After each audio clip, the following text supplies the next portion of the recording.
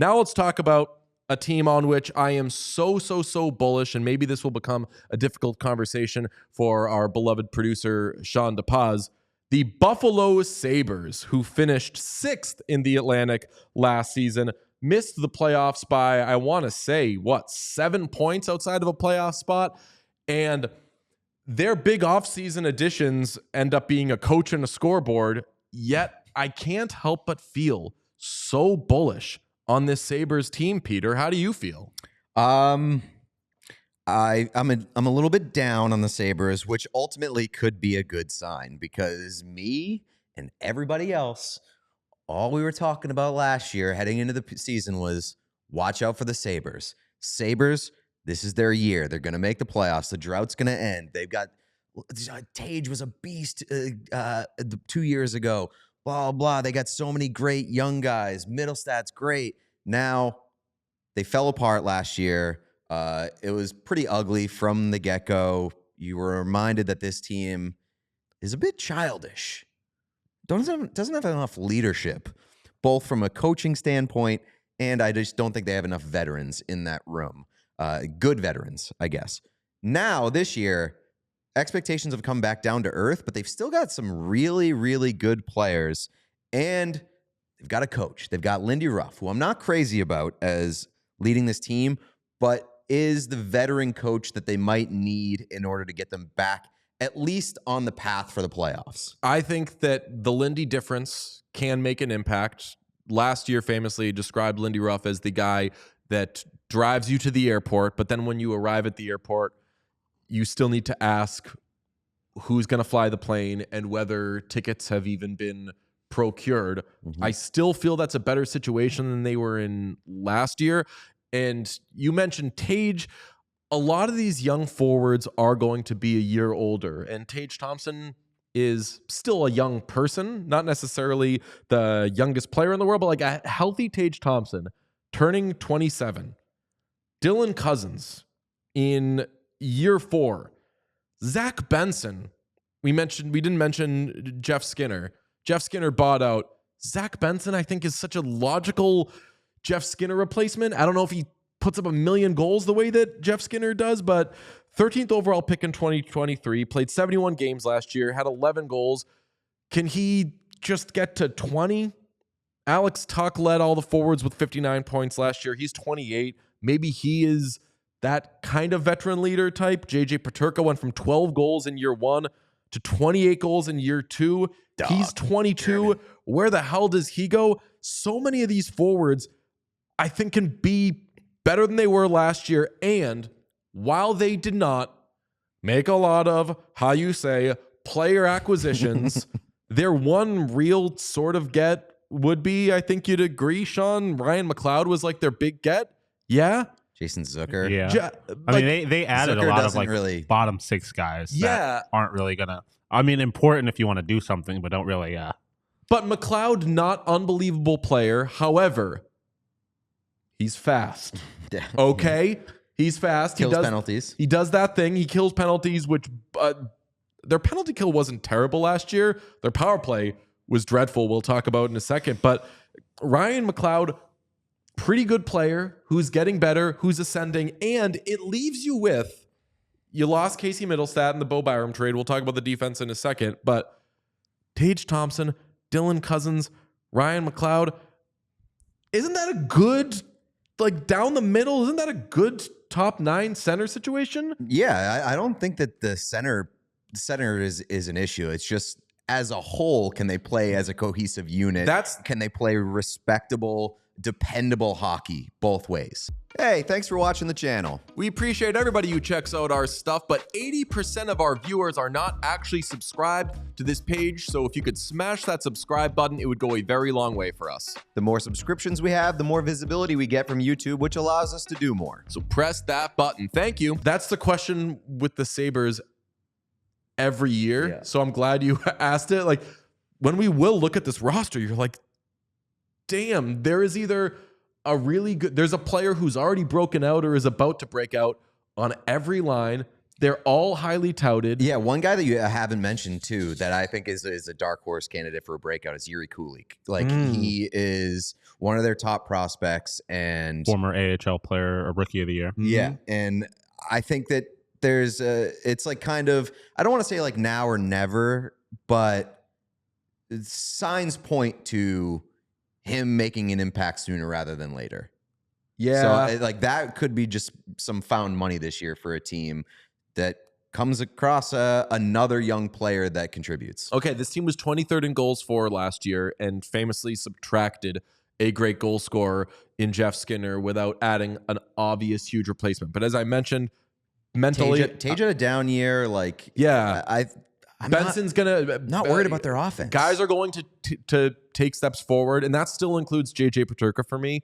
I think like maybe he becomes a 40-goal guy. Sean, how do you feel about the offense? Is that the least of your worries, or are you unsatisfied with losing a veteran scorer and not really doing anything about it? I mean, it's a concern for me just because it seemed like everyone. It's like it's double-sided because like it's a concern to me because it seemed like everyone basically took a step back last year, but at the same time, that suggests to me that there's room for them to like be good again, and that's like Lindy's whole thing is getting young people to overperform, and if like some of these young guys take a big step forward, then I won't be concerned about the offense. It's just a big question mark to me, but it's not like there's no hope. I definitely think this team can be good. It's just they showed last year that they're also capable of not being very good. On the offense, their power play was absolutely dreadful last year. 29th in the NHL at a 16.6% clip. That has to be better. And I get, not to say that like everything goes through Tage, but I think we all think Tage is going to be better this year, right? Well, he has to be. Yeah. I don't want to say that everything goes through Tage because I honestly think that in a lot of ways, Dylan Cousins is more important to that team. But you just have such a different outlook if Tage is the player that he was 2 years ago versus what he was last year. And I think that the jury is still out on like who he is going to settle into being on a longer term basis, because like that one breakout year 2 years ago was that's the only time we've seen it, right? And he's a late developing player, so I just think their outlook is so different if they have a bona fide superstar at 1C.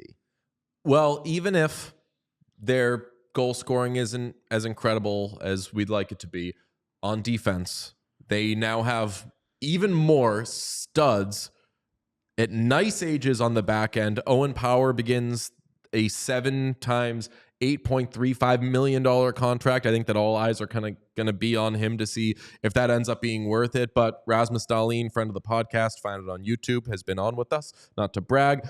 First full year of Bo Byram, who they get for Casey Middlestat. And the early returns on Byram last year, I thought were fantastic. Awesome. So you've got 3 potential, and I would say Dahlin already is a borderline stud. You've got 3 potential studs who are not very old, who are young on the back end, and you still have your, I don't know, like your Connor Cliftons and your veteranish guys. There isn't a position on this roster where I'm like, that is such a weakness. We didn't even mention the goaltending. The goaltending is so like the goaltending to me is, you've been talking about like you are bullish on the Sabres. So I think that it's so weird to say, but I think that the spot that everybody is sleeping on the Sabres in terms of being down on them is goaltending, which is crazy because that's been a black hole for that team. But UPL last year emerged as one of the best goaltenders in the league. And like when he's at the top of his game, he can be one of the best goaltenders in the league. And Devin Levi, who had a disappointing rookie campaign, but I am not selling any stock on Devin Levi because I think that Devin Levi can still be an elite goaltender in this league. So they could potentially have, if all things go right, which is I know is crazy to say when it comes to the Sabres, but if all things go right in net, they could have one of the best goalie tandems in the league. And I feel like they have if Devin Levi is not ready, we've talked about before on the show, like James Reimer was solid last year. And if Devin Levi is not ready, I think he could be a good backup. I've staked my flag behind UPL. Like I've said multiple times that I think he can win a Vezina.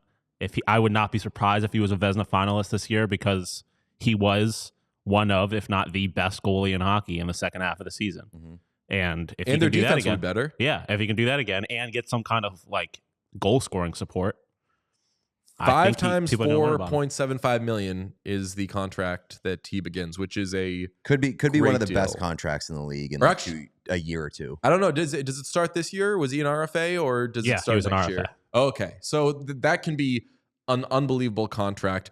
I'm bullish on them, and we also have to mention that they did get that scoreboard, and it is 4 tages tall by, I believe they said 6.5 tages wide. Which the more I think about it, is kind of wrong because they say they have Tage lying down for that. Wouldn't you go by Tage, what Tage is wide, or do you lie him down for this measurement? Because I mean, I think the metric to if you're using Tage as a metric, you're obviously using his height. The longest way of Yes, measuring him, yeah. which is his height. Yeah. Okay. Well, again, everything goes through Tage. I feel good about them, and I know that every year is this the year for the Sabres thing? I wish they played in a different division.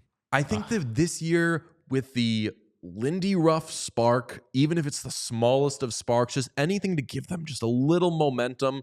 This is a year in which, look, they're in a very, very tough division, as you just said, Pete. But this is a year in which I think that we start to take the Sabres lowercase to uppercase S seriously. And it's been a minute since that's happened. My biggest thing with them is once the expectations start shifting from they just need to make the playoffs to they need to do something in the playoffs. Because that's always been my largest critique of Lindy Ruff is he doesn't get the job done. And so it's all fun right now while we're looking at young players trying to overachieve and take that next step. But once they actually start need to like make noise, I'm going to be a lot more concerned. You're going to get mad at me, but I had to make this joke. We're still talking about the Buffalo Sabres. You're not talking about the Buffalo Bills?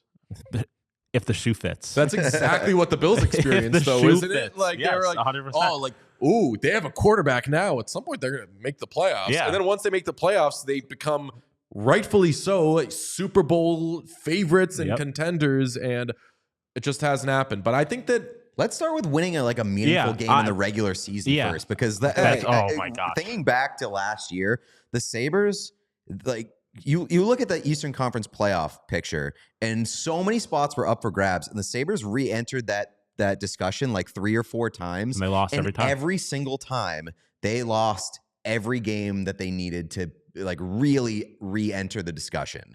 They were horrible in anything in the neighborhood of a must-win game. I can't remember the year. exact stat, but there was the stat where it was like every time they had an opportunity to move within 2 points or 4 points of a playoff spot, they lost. Lost every game. Every time.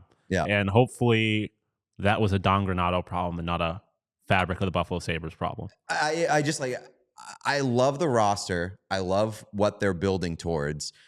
I don't know if it's in the city of Buffalo. I don't know if it's in the DNA of Buffalo. I don't know if it's between the ears of everybody in that room, but something is fucking missing and they need an adult. I don't know if Lindy's the adult, but they didn't get anybody that really inspired me in terms of player personnel and veterans this summer, which disappointed me. On that same token, they have a little bit of a leadership void. Like they lost their captain last year, and now there's a big question about. Gonna be captain. I think so too. I kind of want it to be Alex Tuck. I would get the Buffalo boy, the upstate New York boy, but I think Deline is the future of this franchise. But I think that's such a Buffalo Sabres move. Yes, I agree, 100%. Alex Tuck the captain. Give it to Rasmus Dahlin. Let Tuck wear an A. Put the pressure on him and make him step up and be the leader of that team. I agree with that 100%. Not to open a can of worms, but given all the Eichel stuff, do the Sabres want to be the franchise that's like, hey, it's the local kid likes us, that kind of thing? Yeah. Like, yeah, I think it's about time they have a captain who is like, that's a NHL captain right there. Like not the captain of the Buffalo Sabres like a Poso was, like a Tuck would be. Like Deline has the ability to be one of the best, if not the best defenseman in hockey. Also, like Tuck only has 1 more year beyond this year. So. Yeah, that's also fair. I would like some stability there. Well, I did my best to explain it, but I still feel like I have to say I can't explain it.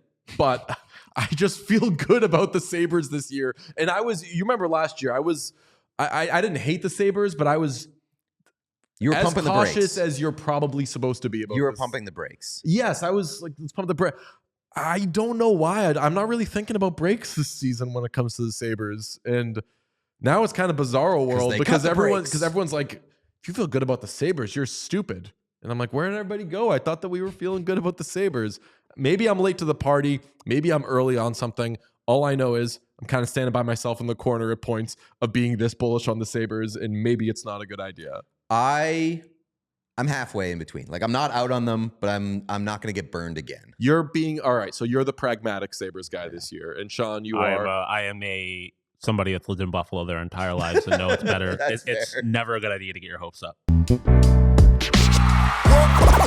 all silly like the mayor.